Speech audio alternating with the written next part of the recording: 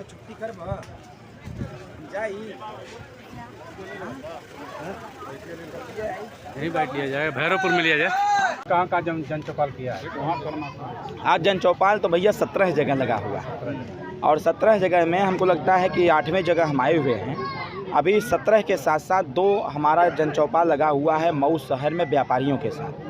तो पूरे घोसी लोकसभा का भ्रमण हो रहा है और जिस प्रकार से जनता का अपार प्रेम सहयोग प्राप्त हो रहा है, इससे यह जरूर पता चल जा रहा है कि जनता इस बार बदलाव के मूड में है और जनता इस बार किसी भी विरोधी की बातों में नहीं आने वाला है और खुल करके बूथ पर डट करके वह चुनाव निशान छड़ी पर वोट करके इस बार अपनी जिम्मेदारी का निर्वहन करेगा, अपने क्षेत्र के विकास के लिए, अपने गांव के विकास के लिए, इस घोसी लोकसभा के विकास के लिए और देश और प्रदेश की जो योजनाएं हैं, जिन योजनाओं का लाभ यहाँ की जनता को प्राप्त नहीं हो पा रहा है, कहीं न कहीं लाभ न मिलने की वजह से जो देश विकसित भारत का संकल्प इस देश के नेताओं ने ले लिया है, भारतीय जनता पार्टी एनडीए परिवार ने लिया है, कहीं न कहीं इसमें जो दुराव आ रहा है वो कहीं न कहीं यहाँ एनडीए परिवार का प्रतिनिधि न होने की वजह से आ रहा है।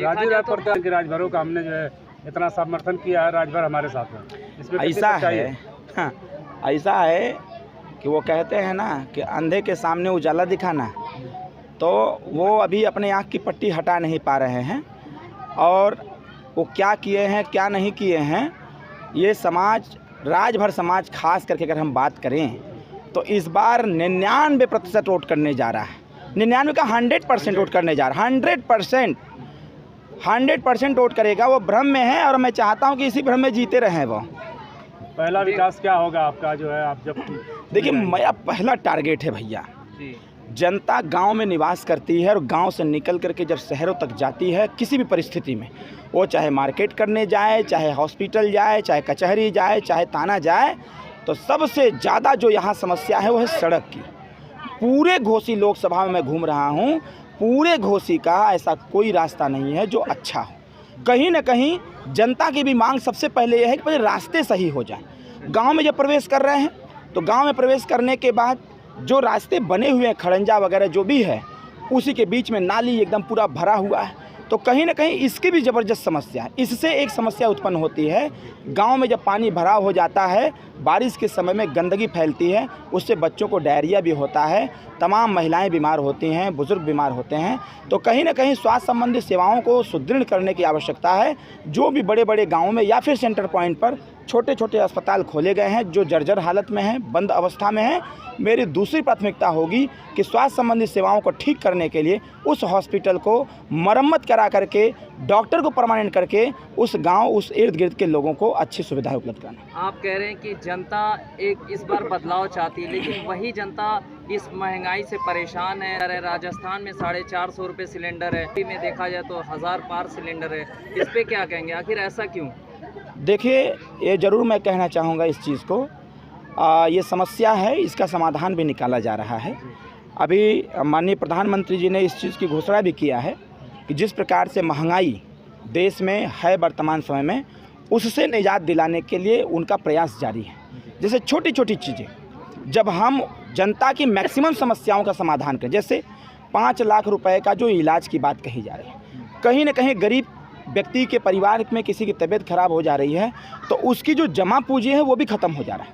तो ऐसे लोगों के लिए सरकार ने आयुष्मान कार्ड का एक व्यवस्था बनाया और उसके द्वारा अस्पताल में इलाज भी होगा। इससे ऊपर उठा जाए, गरीब के पास अगर 1-2 बिस्सा ज़मीन है, अगर इलाज में उसके 10 लाख रुपए का खर्चा आ रहा है, तो उसके लिए हम लोग प्रयास ये कर रहे हैं, अपने सभी जनप्रतिनिधियों से आग्रह कर रहे हैं कि जो सरकार के मुख्यमंत्री राहत कोष से जो पैसा प्राप्त होता है, 500 रुपया से लेकर के 25 लाख रुपए का जो अनुदान मिलता है, हम लोगों ने उस पर काम किया है। अब तक 18 करोड़ रुपया हम लोग दे रखा है। सबसे पहले इस बोझ को ख़त्म करना है। दूसरी बोझ बिजली बिल की जो है, हम लोग प्रयासरत हैं। अभी पिछले अक्टूबर, नवंबर, दिसंबर और 14 जनवरी तक सरकार के माध्यम से ही जब हम लोगों ने निवेदन किया, आग्रह किया, तो मुख्यमंत्री जी ने आदेश जारी किया कि जितना बिजली बिल बकाया है गरीबों का, उस बिजली बिल पर जो ब्याज दर लगाया गया है, मैक्सिमम चक्रवृद्धि ब्याज लगाया गया है, उसको 100% माफ़ किया जाए।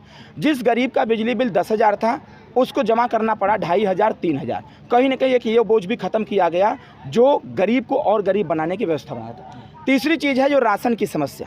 स्वाभाविक तौर पर है गरीब के पास ज़मीन नहीं है, जायदाद नहीं है, वो मेहनत मजदूरी करके अपना खाता पीता रहता है। राशन का जो वितरण चालू हो गया, कहीं ना कहीं थोड़ी सी उससे उसको राहत प्राप्त हुई। इसके साथ साथ एक साल में जो 3 बार 2000 रुपया प्राप्त हो रहा है, ये भी उसके लिए कारगर हो रहा है। इसके साथ साथ जो मनरेगा में सरकार के द्वारा काम दिलवाए जा रहे हैं कि मनरेगा के माध्यम से गरीब तबके के लोग काम करेंगे, जो उनकी मजदूरी पहले 350 रुपया थी, उसको भी बढ़ा करके 500 रुपया और 500 से 1250 रुपया करने की आवश्यकता है। लेकिन राशन दे के कहीं ऐसा नहीं हो रहा है कि बच्चे उनके नौजवान बेरोजगार हो रहे हैं? आखिर रोजगार क्यों नहीं दिया जा रहा है? जो मतलब पढ़े लिखे लोग हैं, आज पकौड़े तल रहे हैं, तो या फिर कुछ किसान हैं बेचारे, वो दौड़ रहे हैं। कितनी बार तैयारियां करने के बाद भी उन्हें IAS की तैयारी करने के बाद भी नौकरी नहीं मिल रही है। देखिए, ये समस्या जटिल नहीं है, हर समस्या का समाधान है, लेकिन जो पूर्व की परंपरागत तरीके से पूर्व के सरकारों की दुर्व्यवस्थाएं चलती चली आ रही हैं, कहीं न कहीं हमारी सरकार में जो नौकरियां आ रही हैं, जो वैकेंसियां निकल रही हैं, कहीं न कहीं उन दुर्व्यवस्थाओं के हाथ पे चढ़ जा रहा है।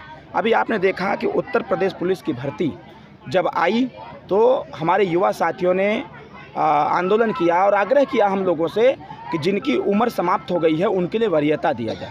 तो हमारी सरकार ने उनको वरीयता के तौर पर 3 साल का छूट दिया कि आप उत्तर प्रदेश पुलिस की भर्ती में आप आ सकते हैं। और जब भर्ती में आया तो अभी जो SIT और STF पे तमाम जो एजेंसियां जांच कर रही हैं UPP की भर्ती पर, आप देख रहे होंगे कि वही लोग पकड़ा रहे हैं जो लोग समाजवादी पार्टी की सरकार में नकल करा करके एग्ज़ाम कोई और देता था, नियुक्ति किसी और की हो जाती थी, इन तमाम तरह की समस्याएं होती, तो वो समस्याएं जटिल बनी हुई हैं।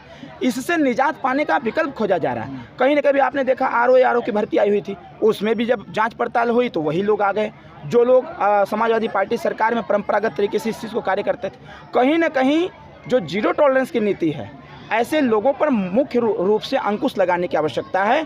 आने वाले समयों में जो मेरा प्रयास ये है, देखिए अवसर की कोई कमी नहीं है, हमारा मानना ये है कि इस बार की जब सरकार का गठन होगा तो हम लोग प्रयास करेंगे कि जो पूर्वांचल एक्सप्रेसवे बना हुआ है, पूर्वांचल एक्सप्रेसवे के अगल बगल में कॉरपोरेशन के लिए, मतलब छोटे छोटे कल कारखाने लगाने के लिए, वहाँ पर उद्योग धंधे लगाने के लिए ज़मीन एक्वायर सरकार कर रही है। अभी मरदा जो जहाँ पर 294 मरदा है, वहाँ पर पूरे सराउंडिंग में सरकार ज़मीन एक्वायर कर रही है छोटे छोटे कल कारखाने लगाने के लिए। मेरा मानना ये है कि जो जटिल समस्याएं बेरोजगारी की चलती चली आ रही हैं, ये इतनी जल्दी समाप्त नहीं होने वाली है, समय लगेगा थोड़ा सा। कितने वोटों से आप जीत रहे हैं चुनाव? ये तो जनता तय करेगी ना, लेकिन जनता में जो मैसेज है, जो जनता कह रही है, वो तो यही कह रही है कि इस बार किसी के नहीं सुनना है, इस बार सिर्फ और सिर्फ छड़ी का बटन दबाना है और छड़ी का बटन दबा करके भारी अंतर से चुनाव क्या लग रहा है आपको, आपकी लड़ाई किससे है?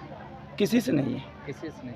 आखिरी सवाल, महिलाओं की सुरक्षा आखिर कैसे मिले? महिलाएं सबसे ज़्यादा इस सरकार में पीड़ित रही हैं, गैंगरेप हुआ है उनके साथ, तो इनकी सुरक्षा कैसे? देखिए, ये पूर्व में जब पहली बार सरकार का गठन हुआ तो ऐसे मनबड़ और मनचढ़ लोग इस प्रकार के कृत्यों को अंजाम देते थे, लेकिन इस सरकार में कहीं ना कहीं दहशत का माहौल भी है।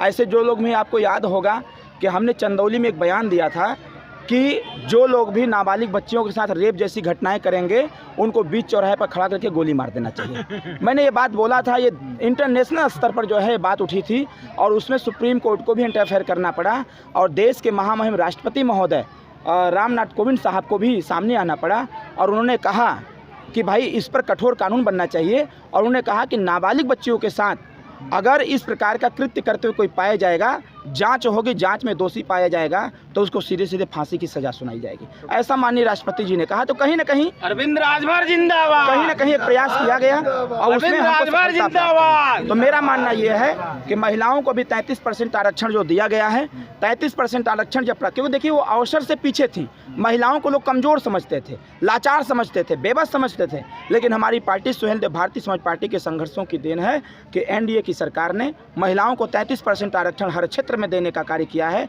मुझे पूरा विश्वास है आने वाले समयों में अब ये महिलाएं किसी अन्य की सुरक्षा के लिए, किसी अन्य से सुरक्षा की उम्मीद नहीं रखते हुए वो खुद की सुरक्षा के लिए तैयारी कर रही हैं। और मेरा मानना ये है जिस दिन ये जागरूक हो गए, अपनी सुरक्षा के लिए तत्पर हो गए, उस दिन इस प्रकार की घटना नहीं आएगी, मैं दावे के साथ कहना चाहता हूँ। बहुत बहुत धन्यवाद।